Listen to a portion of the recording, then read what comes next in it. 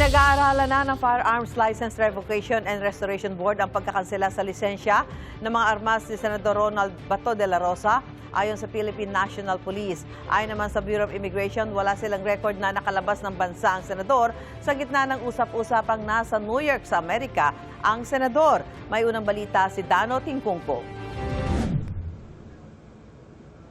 Naglaho ng parambula si Senator Bato de la Rosa mula ng lisanin ng Senate Building noong May 14, ilang oras matapos magkaputukan sa Senado.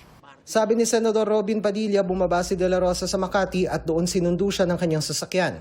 May nagva-viral na post ngayon ng grupong nagpapakilala mga taga-suporta ni Vice President Sara Duterte sa New York at nagsasabing naroon umano si de la Rosa. Pero ayon sa Bureau of Immigration, wala silang namomonitor na nakalabas ng bansa si de la Rosa. Patuloy na nakaalerto ang mga tauhan ng BI ngayong nasa Immigration Lookout Bulletin Order ang senador.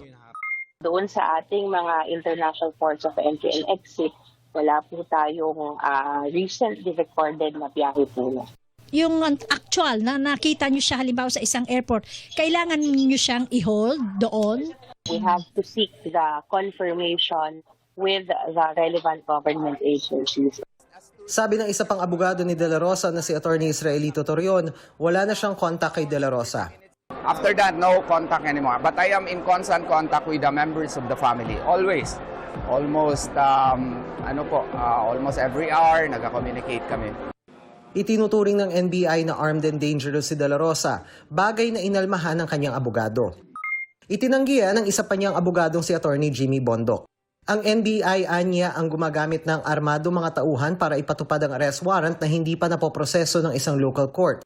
Giit pa ng abogado ni De La Rosa, hindi pa dapat ipatupad ang arrest warrant kahit ibinasura ng Korte Suprema ang hiling nilang temporary restraining order laban dito.